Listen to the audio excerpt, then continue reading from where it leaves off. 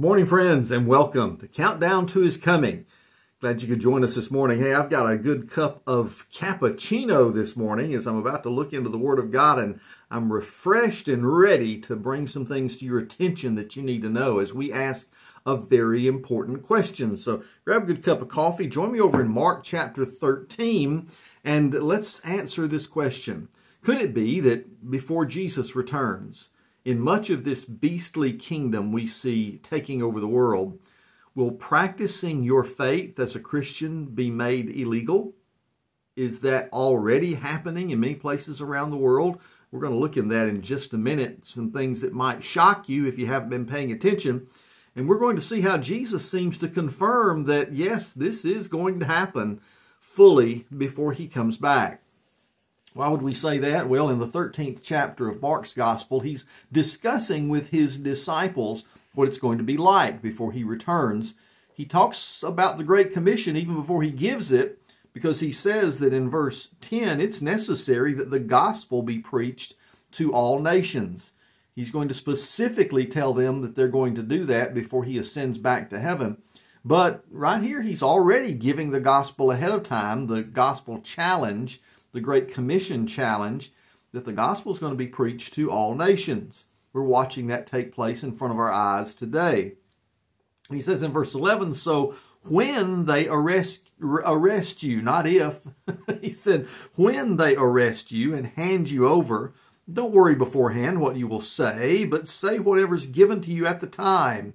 For it isn't you speaking, but the Holy Spirit. Brother will betray brother to death, and a father his child. Children will rise up against parents and have them put to death. You will be hated by everyone because of my name, but the one who endures to the end will be saved. You see what's interesting? Even family members turning against one another, as we've seen happening right now in our culture wars against Christianity, and especially when some bad actors groom children to get them to actually betray their parents and turn on their parents. It's one of the things we're seeing happen right now in our society. Well, what's going on? What's happening? Matter of fact, this clash of cultures can be seen all over the place in some articles I'm going to point out to you here shortly, but it's causing some friction in some strange ways, especially concerning new laws that are being passed almost every day, primarily in the United States, in what we would call blue states. States that seem to be run by a far-left Democratic Party movement that's taken over in this century. In particular, I was with interest reading the article just yesterday about how multiple schools in the state of Colorado are now suing the state. Why would they sue their own state? Well, because there has recently been passed legislation that the Democratic governor is just really proud of about a new universal pre-K through kindergarten program. And this bill that was passed requires religious schools to hire teachers, in their words, without discrimination. Well, we don't discriminate against anybody, right? But what they're telling these Christian schools is that they must hire people that are entirely against their Christian lifestyle. They must hire people from the LGBTQ plus community to fill their teaching positions or other positions that are out there. They cannot discriminate on the basis of religion or lifestyle or sexual orientation. There's only one problem with that, and it's quite obvious, isn't it? If you're going to hire someone to teach at a Christian school, they need to be able to teach Christian values, something that needs to be a part of their own life and lifestyle. You can't teach something as a part of a Christian educational system that you're totally against. And so these schools, seeing this as a problem, have said, no, we can't hire people who fight against Christianity to be leading in a Christian school. This is completely ridiculous, isn't it? In fact, the Alliance Defending Freedom is representing many of those schools, one in particular, the Darren Patterson Christian Academy, in a lawsuit against the state over this. Now, the Democratic governor is so proud of his program which he insists is great, and must maintain that hiring must be open to all, so that, these institutions, likewise, like our public institutions, can be infiltrated with this poison and begin to work on our children as early as pre-K. The Catholic Archdiocese of Denver is also one of the large groups that's suing the state of Colorado over this same issue because of their requiring LGBTQ plus staff to be hired in their schools. Well, friends, this is just the beginning of some of what we're seeing all over the world. Oh, it gets much worse. And I want to call your attention in particular to a Washington Times article. Now, I've quoted this fellow before. Billy Hallowell wrote this that was published on August the 15th this year. And it was subtitled, it was titled Criminalizing Christianity. Well, how in the world do you do that? Well, he subtitles it, The March Toward Ideological Totalitarianism May Land Believers Behind Bars. Well, I know we shouldn't be surprised because that's exactly what Jesus said. But he talks about how this is happening literally all over the world. He writes, as society navigates the percolating intensity of the culture wars, the fragility of freedom and liberty is ardently being tested. Nations predicated upon these ideals have begun to allow the erosion of what was once sacrosanct at the whim of emotive impulses and self-indulgent cultural shifts. Now, what does all that mean practically? He said, well, from arrests and legal battles to fines and potential prison time, we're increasingly watching people face penalties for speech and the expression of personal ideals. The criminalization of truth is particularly perplexing amid a renaissance of toxic relativism. Yet, it's an arduous reality. Take, for example, Matthew Gretsch from the southern European nation of Malta. Mr. Gretsch, a former LGBTQ activist, is facing potential jail time. His offense? Well, he's accused of advertising conversion therapy, an attempt to change a person's sexual identity or proclivities. You see, Mr. Gretsch merely appeared in a media interview detailing his journey of leaving that LGBTQ lifestyle behind and embracing Christianity. But with Malta banning conversion therapy, he quickly faced some troubling legal issues. Here's what he said, quote, last year I was invited to share my story on a program and answer questions about so-called conversion practices. And I mentioned an organization that supports men and women who leave LGBT and an organization that promotes a biblical sexuality. Seems like by mentioning these in an interview where he was being asked the questions, he gets in trouble. How much did he get in trouble? Well, it says he suddenly found himself under police investigation, is currently on trial. He could face 5 months in jail or be fined up to $5,460, about 5,000 euros, for what he said was akin to simply exercising freedom to be a Christian and to support others who want to move away from an unwanted set of identities or desires. Now, tragically, his battle is only the beginning. Another Mexican congressman who's been found guilty of gender-based political violence lost his appeal this month and was fined some 19,244 Mexican pesos, that's about $1,135, because of his crime. What was his crime? Practicing the faith of Christianity. Mr. Cortez has also been ordered to publish a daily apology on social media. Do what? Publish a daily apology. That's right. This all stems from him tweeting that a transgender politician is a man who self-ascribes as a woman. Now, despite the disturbing loss, Mr. Cortez says he's committed to seeking justice, something some Western nations have apparently forgotten. Mr. Cortez contends this. He says no laws should be used to silence or punish individuals for sharing their convictions, especially on issues of great importance.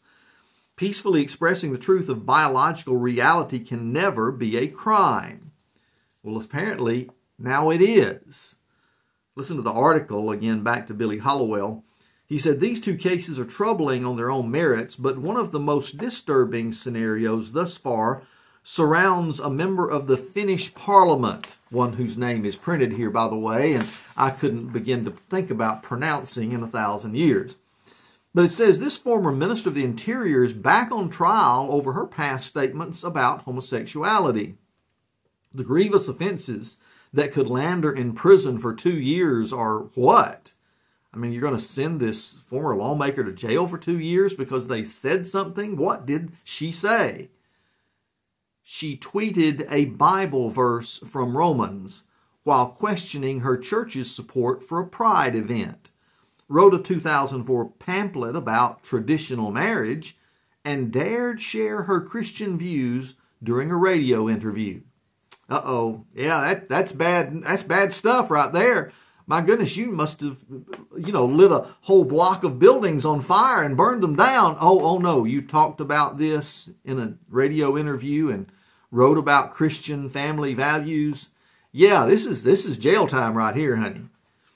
She was acquitted last year on charges that she was guilty of agitation against a minority group for sharing her biblical beliefs, yet a prosecutor decided to appeal that decision, sending her back on trial. It'll happen at the end of this month, August the 31st. Now, despite these setbacks, she's undeterred. Here's what she says. Now it is the time to use these rights to speak and to express your beliefs. What I have spoken or what I have written, it has been about similar things that Christians have spoken and have been teaching for 2,000 years. Shockingly, it doesn't end there. Over in the United Kingdom, there are a series of unfortunate events taking the culture by storm. British Army veteran Adam Smith Connor was criminally charged this month and will face a November 16th trial after, listen to his crime, you ready? Praying silently outside of an abortion clinic. Mr. Smith Connor recently became emotional while speaking outside of a courthouse and defending his noiseless invocations. Here's what he said. Listen, I simply stood silently, and I'm being tried for the prayerful thoughts I held in my head. Does this sound like pure lunacy to you? Well, it does to me too, but apparently not to the British government. Another woman named Isabel Von Spruce, a pro-life volunteer and co-director of March for Life UK, has been arrested twice for silent prayer outside of clinics. Both cases are the result of some of these buffer zone laws that now prevent protests and apparently silent prayer outside of abortion clinics. Are you serious? Can you imagine if folks did the same thing in your neck of the woods, your county, your state, your country? Yet this is exactly what's being propagated by folks who are proposing similar laws around the globe. They're trying to say that you can't even think like a Christian in certain places. Now, all of this dysfunction, Hallowell goes on to write, presents us with a pressing question here in America. When will such wicked human rights abuses come to our shores? Some might argue they've already arrived, though a slew of recent religious liberty victories at the Supreme Court does seem to be holding back the rising tide.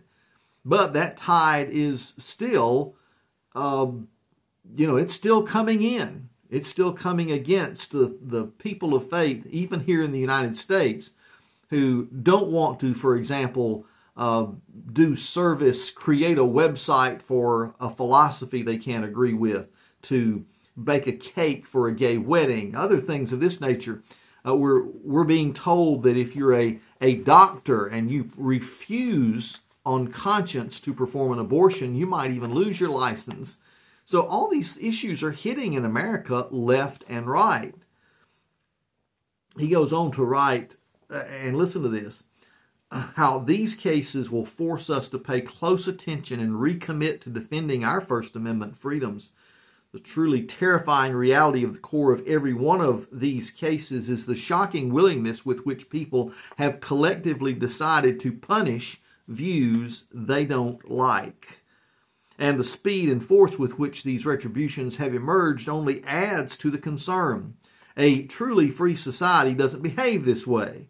The aforementioned circumstances expose a march toward ideological totalitarianism that should terrify everyone, not exclusively Christians. Now, with some communities and nations tragically gnawing and chipping away at their foundations, we must commit to sustaining our cultural bedrock of freedom and liberty, regardless of where the culture might go. So I encourage you to look that article up in the Washington Times and pass it along, because this is the scary truth of what we're facing in America. More and more people are rising up and saying, at least from the left, that our views are antiquated. We shouldn't have them, shouldn't express them, and we shouldn't even raise our children in them. I read the horrifying story of a Catholic couple in Massachusetts who was trying to adopt a child, only to be informed that they would never be allowed to adopt a child in that state. What was their crime? What was the reason that they couldn't be one of those to help this terrible situation of unadopted children that are out there? Their crime was they were practicing their faith. And because they said they would do that in the raising of their children, especially when it comes to biblical morality and sexuality, they were informed that they don't qualify to be parents in Massachusetts under this system, and that they would never be allowed to adopt a child. I'm trusting that the fight for that will come out on their side, perhaps. But the question is, what's gone wrong with our society that this is where we're having to fight the battles? Why is it that all of a sudden governmental institutions have turned against the faith of Christians and have said, no, you must toe the line of this new woke culture or you don't make it? I'm intrigued by an article that I'm not going to read for you, but I'm going to encourage you to go look at in the Epic Times by Victor Davis Hanson that came out this week, because the title is very telling. Who will say no more to the current madness? It's a great article. It's got some great history in it. I want you to go read it. Who will rise up and say no more to this current madness? This week I'll be preaching, matter of fact, tomorrow at Green Creek First Baptist Church, and in my devotional times I'm going through the life of Josiah, a king who rose up against cultural madness in his day and used his power of the throne to stop it. Will we have another Josiah that will bring, as he did, revival to his nation in those days? Or will we just all roll over and play dead as this cultural relativism sweeps over us? Well, it's something Jesus predicted would be happening in these days. But if you don't stand up for Christ and you don't stand up for the faith, you won't have to worry. They won't throw you in jail if you'll just shut up and be silent. Yes, you can just hang out and feel good about yourself. But will you really feel good about yourself when you've denied the truth? When you've not stood up for righteousness? Oh, friends, these are the days that are separating the chaff from the wheat, the days that are separating the real from the fake, the days when real believers recognize that standing up for and practicing their faith might just land them in jail. Well, thanks for joining me this morning.